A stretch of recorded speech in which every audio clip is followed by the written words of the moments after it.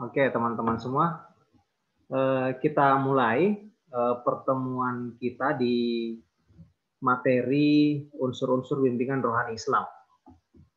Jadi sebelumnya kita sudah membahas beberapa tema ya yang terkait dengan pelaksanaan bimbingan rohani Islam di rumah sakit.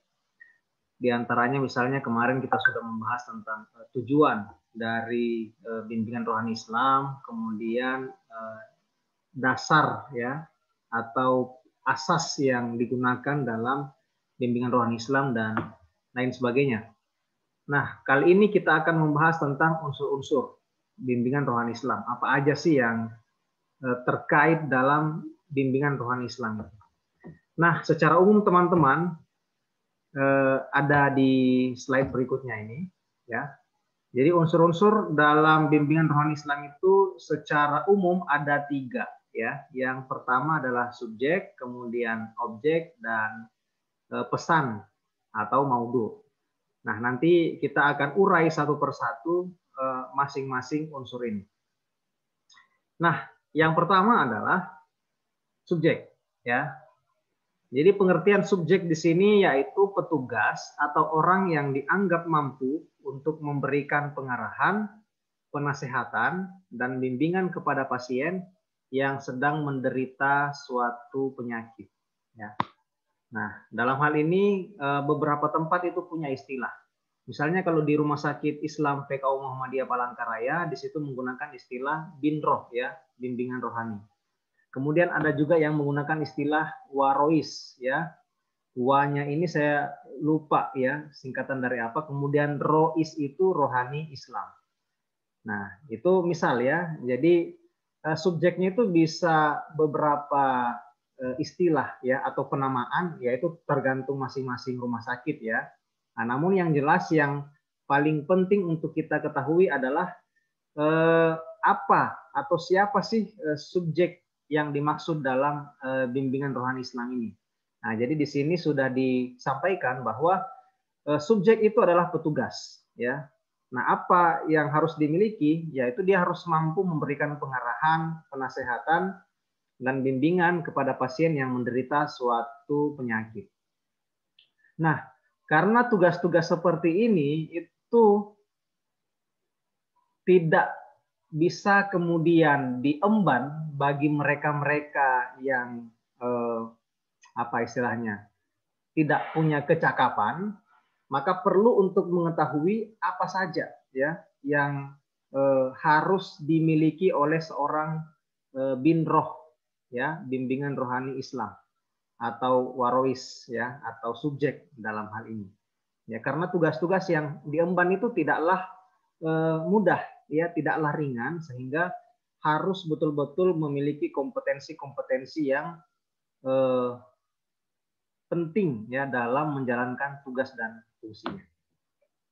Nah, ini dia teman-teman, ada kurang lebih 11 poin syarat-syarat yang harus dimiliki oleh seorang binroh Islam.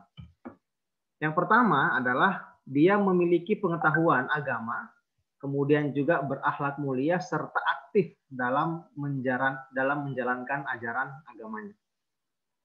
Nah, jadi ini syarat yang pertama, ya, dia harus memiliki pengetahuan agama. Nah, sehingga kawan-kawan ini ya, calon konselor Islam, ya, mahasiswa BKI itu harus memiliki gambaran dari yang ada dalam syarat-syarat binroh ini, ya. Jadi memiliki pengetahuan agama, berakhlak mulia, serta aktif dalam menjalankan ajaran agamanya, ya. Jadi kita sebagai seorang muslim ya yang juga bertugas sebagai misalnya binroh ya harus menjalankan ajaran-ajaran agama Islam. Berikutnya kawan-kawan, yang kedua adalah memiliki pribadi dan dedikasi yang tinggi ya. Nah, jadi harus seorang yang berdedikasi, harus seorang yang mau mencurahkan segala kemampuan yang dimilikinya ya untuk pasien yang dilayani. Ya, tidak boleh kemudian setengah-setengah, apalagi acuh tak acuh. Ya, jadi seorang binroh itu harus punya dedikasi yang tinggi. Yang ketiga, memiliki kemampuan untuk mengadakan komunikasi dengan baik. Ya, jadi ya namanya binroh ya. Tadi di antara fungsinya adalah memberikan arahan, nasihat. Nah, kalau tidak memiliki kemampuan komunikasi yang baik, maka tidak akan sampai itu. Ya, tugas dan fungsinya tidak akan bisa dijalankan dengan baik kalau dia tidak punya skill atau keterampilan kemampuan komunikasi yang baik. Ya, sehingga harus betul-betul menguasai paling tidak mungkin teknik-teknik dasar dalam komunikasi. Ya. Nah, berikutnya yang keempat, memiliki rasa komit dengan nilai-nilai kemanusiaan. Ya. Nah, jadi nilai-nilai humanitas. Dia harus punya komitmen terhadap nilai-nilai tersebut. Nah, jadi misalnya ya kita sebagai manusia ini ya harus saling mengasihi antar satu dengan yang lain, harus saling tolong-menolong, tenggang rasa dan semacamnya. Nah, maka seorang binroh itu harus punya sifat seperti ini, ya. Dia komit terhadap nilai-nilai kemanusiaan. Jika misalnya ada orang yang kesusahan, yang kesulitan, dia langsung merasa terpanggil untuk meringankan beban yang dimiliki oleh orang lain itu, ya. Nah, jadi ya walaupun ya di tengah-tengah situasi kita seperti ini, kita jangan sampai kemudian menghilangkan sisi-sisi kemanusiaan dalam diri kita, seperti itu. Ya. Jadi berikutnya juga kita harus bisa menunjukkan ketulusan, ya. Kalau memang kita komit terhadap nilai-nilai kemanusiaan. Jangan misalnya karena sekarang ini zamannya orang pencitraan, ya, lalu kemudian nilai-nilai ini dipelesetkan, ya. Jadi hanya karena kepentingan pencitraan seolah-olah peduli terhadap nilai-nilai kemanusiaan, tapi ternyata tidak, ya. Ada tujuan lain yang berada di balik itu semua. Nah, makanya tadi saya garis bawahi harus betul-betul tulus, ya, dari lubuk hati yang terdalam. Kemudian yang kelima adalah memiliki keuletan dalam lingkungan internal maupun eksternal. Ya, jadi baik ketika berada di rumah sakit maupun di luar rumah sakit tempat dia praktik, maka seorang binroh ya atau seorang warois atau apapun itu istilahnya, dia harus ulet ya terhadap lingkungan tempat dia berinteraksi, ya. Jadi tidak hanya di tempat kerjanya, ya, tidak hanya di rumah sakit, tapi juga di luar lingkungan tempat kerjanya. Makanya di sini disebutkan di lingkungan internal maupun di lingkungan eksternal. Nah, teman-teman sekalian, yang keenam adalah memiliki rasa cinta dan etos kerja. Nah, jadi ini syarat yang keenam. Jadi seorang binroh itu harus punya perasaan cinta dan punya etos kerja yang baik, ya. Jadi rasa cinta di sini maksudnya cinta sesama manusia, ya. Nah, karena berhubungan dengan pasien, termasuk dengan sesama karyawan di rumah sakit, dengan perawat misalnya atau dengan dokter, nah maka harus memiliki perasaan yang sama, gitu ya. Nah, bahwa saling menolong, saling membantu dan seterusnya. Nah, itu adalah salah satu di antara wujud, ya, perwujudan dari rasa cinta, ya, saling menolong, saling mengasihani dan seterusnya. Yang ketujuh adalah mempunyai kepribadian yang baik, ya. Jadi ini syarat yang ketujuh, harus punya perangai atau watak yang baik, ya. Jangan kemudian justru misalnya seorang binrohnya tidak baik perangainya, tidak baik akhlaknya. Nah, jadi itu tidak boleh seperti itu. Nah, jadi saya kira teman-teman sudah mengerti lah ya mana yang kemudian disebut atau masuk dalam kategori berkepribadian yang baik. Nah, disesuaikan dengan konteksnya. Ya, saya ambil contoh begini. Seorang binroh di rumah sakit itu, ya, di antara yang harus diperhatikan adalah karena ini terkait dengan dunia kesehatan, maka menurut saya dia di antaranya selain tadi yang sudah disinggung ya bahwa dia seorang yang menjalankan ajaran agama dan seterusnya, selain itu di antara yang perlu diperhatikan adalah menurut saya itu dia tidak boleh merokok, ya. Sebaiknya dia bukan seorang perokok, ya. Kalaupun merokok maka segera tinggalkan kebiasaan merokok itu. Nah, karena ini akan menjadi cerminan ya dari pasien yang misalnya dia rawat. Ya, semua orang pasti sudah paham bahwa rokok itu tidak baik. Ya, bahkan produsen rokok sendiri di setiap bungkus rokoknya itu mencantumkan peringatan, ya kan? Peringatan, rokok dapat menyebabkan penyakit jantung, gitu kan? Kemudian apalagi ya macam-macam ya, impotensi, gangguan kehamilan dan janin dan seterusnya. Jadi mereka yang memproduksi rokok aja itu mengakui bahwa ini bahaya gitu.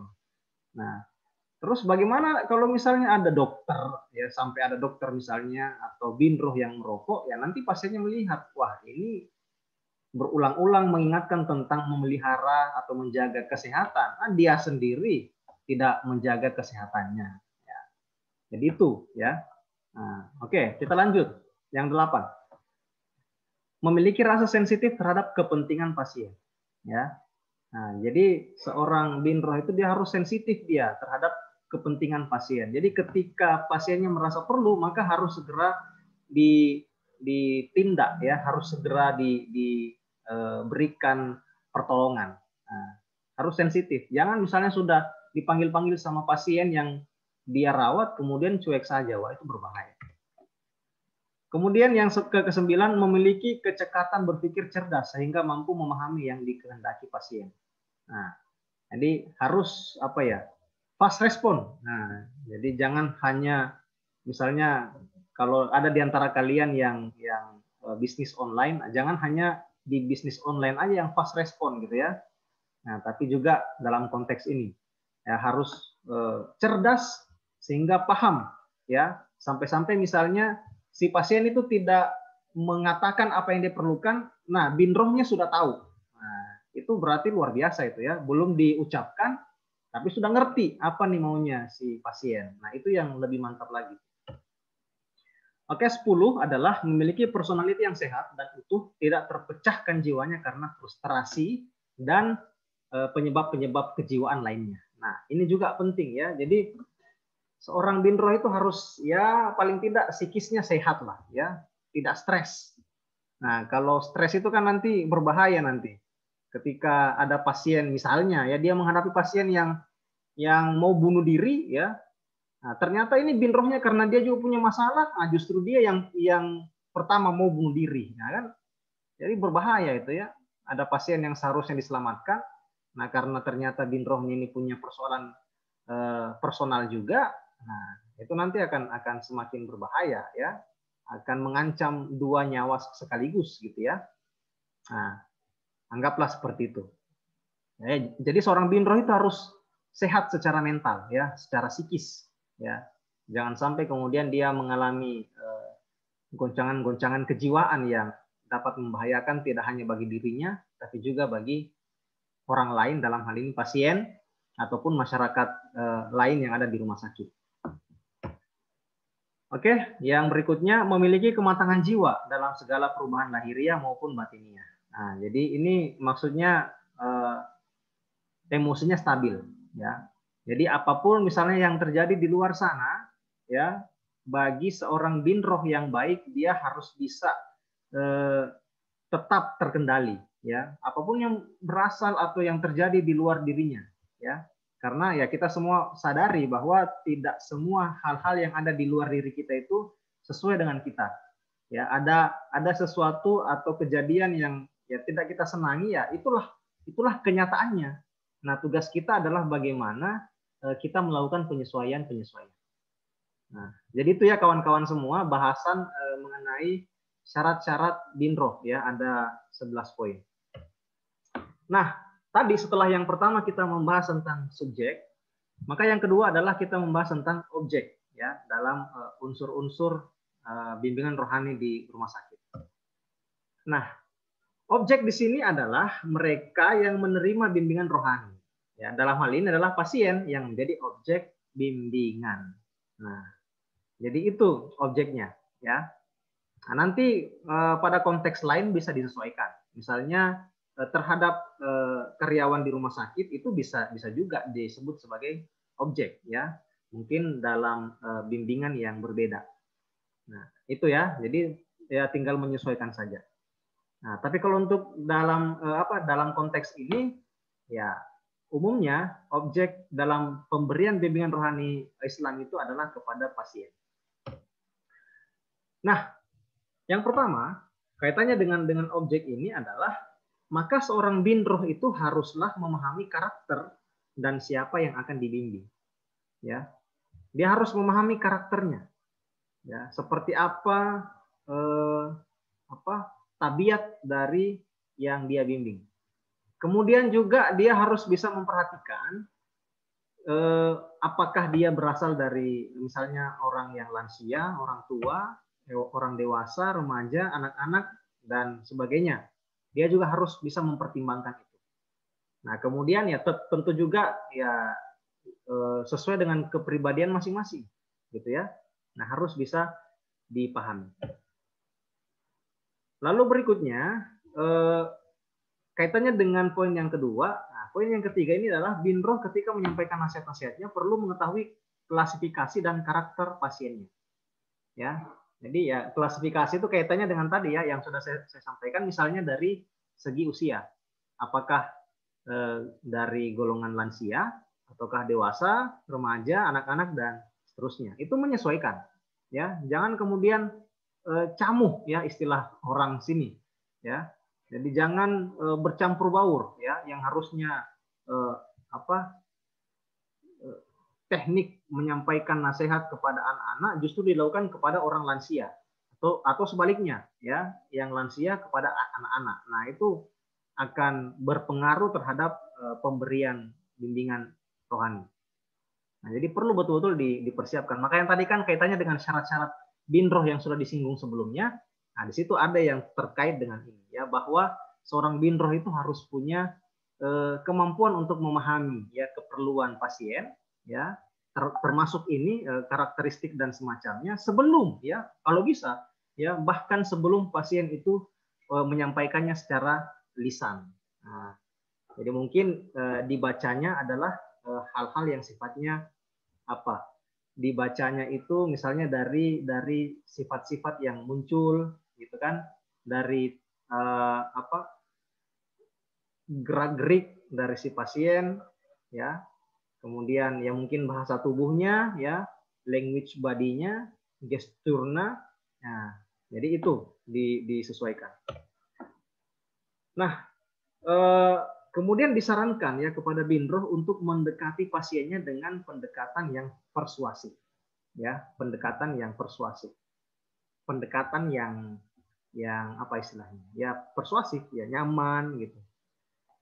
Nah, kaitannya dengan pendekatan persuasif ini kita akan singgung dalam slide berikutnya. Nah, jenis-jenis pendekatan persuasif di sini itu kita ambil ya, kita ambil dari apa yang sudah dimaktub ya, atau yang tertulis dalam Al-Qur'an. Nah, jadi yang pertama adalah qaulan baligha ya. Jadi perkataan yang membekas pada jiwa. Nah, di sini keterangannya terdapat dalam surah An-Nisa ayat 63 ya. Ini saya coba buka ya, An-Nisa ayat 63. Nah, jadi di sini Allah Subhanahu wa taala berfirman yang berbunyi 63. A'udzubillahi minasyaitonirrajim. Ulaikal ladzina ya'lamullahu ma fi qulubihim fa'rid anhum wa idhum wa qul lahum fi anfusihim qaulan baligha. Ya. Mereka itu adalah orang-orang yang Allah mengetahui apa yang ada dalam hati mereka. Karena itu berpalinglah kamu dari mereka dan berilah mereka pelajaran dan katakanlah kepada mereka perkataan yang berbekas pada jiwa mereka. Nah, jadi di sini Allah menerangkan ya bahwa Allah itu mengetahui apapun isi dalam hati kita, gitu ya.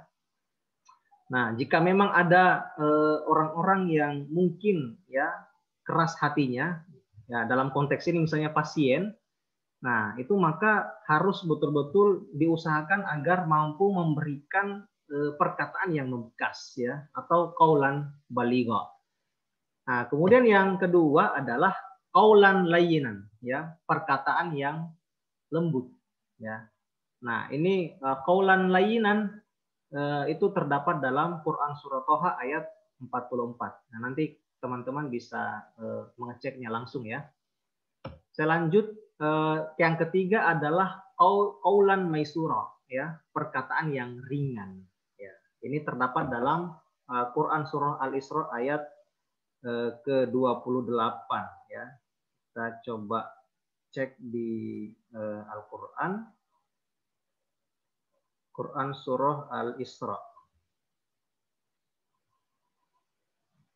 Nah, ayat 28.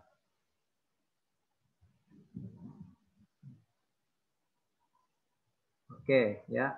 Di sini Allah berfirman dalam Quran surah Al-Isra ayat 28, A'udzubillahi minasyaitonirrajim wa imma tu'ridunna anhum mubtigha rahmatin mir rabbik tarjuha faqul lahum qaulan maisura.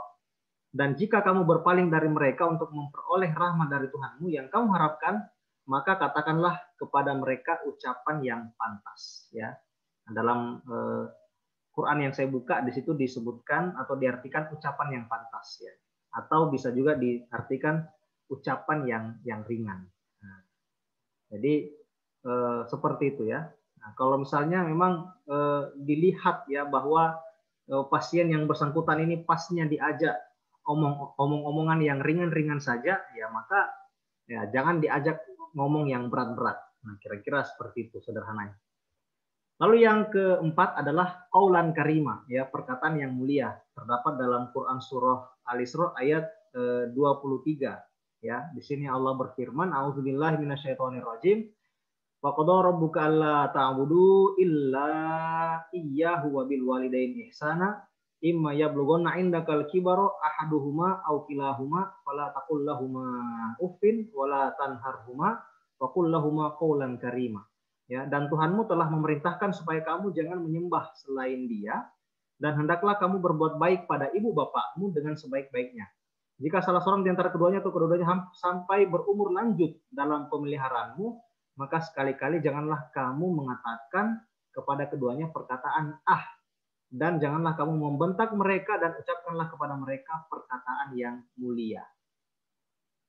Nah, jadi ini sangat relevan ya dengan bahasan kita yang terkait dengan objek dalam unsur-unsur bimbingan rohani ini. Tadi kan sudah disinggung ya bahwa seorang binroh itu harus bisa memperhatikan karakteristik klasifikasi dari pasien yang dia berikan bimbingan. Nah, dalam Quran surah Al-Isra ini kan menjelaskan tentang bagaimana kita diminta oleh Allah untuk memberikan bakti yang terbaik kepada orang tua. Nah, jadi berarti di sini kita sesungguhnya diberikan gambaran oleh Allah bahwa kalau dengan orang tua itu jangan sampai membuat dia tersinggung, ya.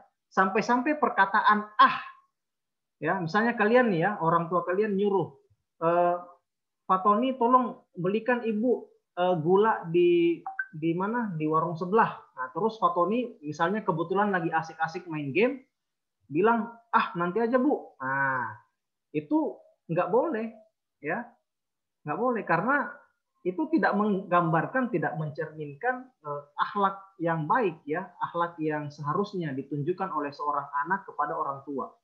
Nah, sama halnya nanti dengan seorang binroh ya, ketika dia menghadapi pasien yang misalnya secara usia sudah lansia begitu, maka harus betul-betul diperhatikan kata-katanya, kalimatnya, karena orang tua itu sesungguhnya dia kembali seperti anak-anak. Ya, coba diperhatikan itu. Orang kalau sudah lanjut usia, dia itu kayak kembali lagi kayak anak-anak. Ya. Kembali lagi seperti anak-anak. Ya, dia bisa mudah tersinggung gitu kan, apa-apa harus dilayani dan semacamnya. Karena ya memang seperti itulah. Ya, kita-kita ini nanti kalau sekiranya diberi umur panjang oleh Allah, tua begitu, usia-usia 60, 70, 80 tahun, ya jika berumur panjang, nanti itu kita akan kembali lagi seperti anak-anak. Ya, ciri lain, ya, ciri lain orang yang sudah tua itu dia bahkan hanya bisa melakukan BAB atau BAK di tempat tidurnya. Ya, bukankah itu seperti ciri-ciri dari anak bayi, ya kan? Yang melakukan BAB, ya buang air besar atau BAK di tempat dia berbaring. Nah, jadi gitu, teman-teman semua. Ini yang perlu kemudian disadari ya, dengan melihat fenomena yang ada di sekitar kita, kemudian kita ambil hikmah, ambil pelajaran dari situ. Kemudian yang kelima terakhir adalah qaulan sadida, ya perkataan yang benar. Terdapat dalam Quran surah An-Nisa ayat 9 dan Quran surah Al-Ahzab ayat 70. Nah, silahkan nanti bisa di cross check di Al-Quran kawan-kawan masing-masing. Jadi yang terpenting atau yang paling utama ya dalam bahasan mengenai pendekatan persuasif ini adalah teman-teman, ini luar biasa Al-Quran ya sudah memberikan kita tips dan trik ya bagaimana kemudian berkomunikasi dengan baik kepada sesama manusia di setiap jenjang usia atau di setiap jenjang klasifikasi usia mereka, termasuk ya karakteristik dari masing-masing manusia. Nah, jadi kita sudah diberi sesungguhnya petunjuk oleh Allah melalui Al-Quran. Nah, ada 5 jenis perkataan yang dalam hal ini bisa kita gunakan sebagai bentuk pendekatan yang persuasif. Kemudian yang ketiga adalah pesan ya atau maudhu. Ya, bimbingan rohani Islam adalah isi pesan yang disampaikan rohaniawan atau binroh kepada pasien. Dalam hal ini sudah jelas bahwa yang menjadi materi bimbingan rohani Islam adalah ajaran Islam itu sendiri. Nah, jadi kaitannya dengan pesan ini itu setidaknya ada 4 tema besar yang kemudian bisa diangkat oleh seorang binroh ya, binroh Islam yang akan saya jelaskan di slide berikutnya. Nah, ini dia materi bimbingan rohani Islam. Jadi yang pertama adalah masalah akidah atau keimanan. Ini yang sebagai pondasi awal.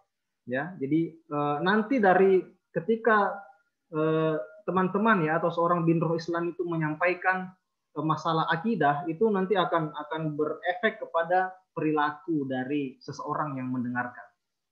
Ya, karena ini hal yang sangat fundamental, hal yang sangat mendasar. Nah, jadi nanti bisa berpengaruh terhadap hal-hal yang lain pada diri pasien atau orang yang kita ajak bicara gitu. Lalu yang kedua adalah masalah syariat ya. Nah, jadi masalah syariat ini luar biasa teman-teman. Barangkali ya, ini sependek pengetahuan saya, masalah syariat ini hanya dimiliki oleh ajaran agama Islam. Ya. Misalnya hal-hal yang diperintahkan oleh Allah dan Rasul-Nya. Apa saja yang diharamkan oleh Allah dan Rasul-Nya. Ya.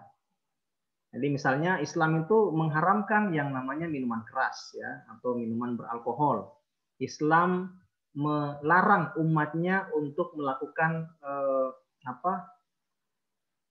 free sex misalnya, seks bebas ya. Yang itu tentu juga yang dilarang adalah termasuk hal-hal yang mengarah ke situ. Misalnya pacaran seperti itu ya. Interaksi antar laki-laki dan perempuan sebelum dia sah menjadi pasangan suami istri. Itu tidak boleh ya, tidak boleh kemudian interaksi itu berlebihan ya. Interaksinya sebatas ya misalnya pada urusan-urusan yang umum-umum saja gitu ya. Tapi kalau sudah pada hal-hal yang melanggar syariat, nah maka itu sudah dikategorikan dalam perbuatan maksiat. Nah, misalnya. Kemudian Islam melarang melarang melakukan ini ya praktek-praktek syirik dan semacamnya. Nah, jadi kalau di ajaran agama lain mungkin itu tidak diatur sedetail itu ya. Nah, Islam itu mengatur sampai hal-hal yang seperti itu. Nah, ini bisa dikatakan ya masalah syariat ini bisa dikatakan ya sesuatu yang sangat istimewa ya dalam ajaran agama Islam. Nah, itu yang juga menjadi materi yang penting disampaikan kepada pasien. Yang ketiga adalah masalah muamalah ya. Nah, masalah muamalah, interaksi ya sesama manusia, interaksi dengan orang lain dan seterusnya itu juga masuk dalam jenis materi bimbingan yang disampaikan oleh seorang binroh kepada pasien. Kemudian yang keempat adalah masalah akhlak ya. Jadi bagaimana akhlak kepada Tuhan, kepada Allah Subhanahu wa taala, bagaimana akhlak kepada nabi dan rasul, bagaimana akhlak kepada orang tua, bagaimana akhlak kepada sesama, bagaimana akhlak kepada anak dan seterusnya, itu bisa menjadi materi bimbingan rohani. Ya, tinggal menyesuaikan keperluan dari pasien yang kita hadapi itu. Ya, misalnya setelah kita bincang-bincang ternyata kita mendapati ya bahwa oh ternyata ini dia seorang pasien ya, seorang anak yang juga punya hubungan yang tidak harmonis dengan orang tuanya sendiri. Nah, maka materi yang seperti ini bisa disampaikan. Ya, materi tentang akhlak. Ya, bahwa bagaimanapun juga kita sebagai seorang anak itu harus memberikan bakti yang terbaik kepada orang tua. Gitu. Ya. Bakti kepada orang tua baik ya orang tuanya itu masih ada sekalipun sudah tidak ada. Dalam Islam itu diatur ya bagaimana kita tetap melakukan bakti kepada orang tua sekalipun orang tua kita sudah tidak ada. Nah, itu diatur ya. Jadi nanti bisa dijadikan sebagai materi ya. Misalnya ada pasien yang orang tuanya sudah tidak ada tapi dia merasa bahwa dia dulunya waktu orang tuanya masih ada, dia punya banyak kesalahan, dia punya banyak dosa, sering menyakiti hati orang tuanya, bapaknya atau ibunya. Maka kita jelaskan bahwa oke, yang kemarin itu barangkali Anda khilaf pada saat itu dan saat ini Anda menyesal, tapi orang tua Anda sudah tidak ada, nah, maka cara agar membalas kebaikan-kebaikannya adalah dengan cara seperti ini. Ya, di antaranya misalnya tidak pernah lupa mengirimkan doa kepada orang tuanya. Setiap habis sholat, ya, setiap habis sholat wajib ataupun sunnah misalnya, selalu memanjatkan doa kepada Allah agar orang tuanya ya diberi diberi ampunan, ya, diberi kenikmatan nanti di akhirat kelak. Nah, itu misal ya. Jadi ini perlu teman-teman perhatikan ya.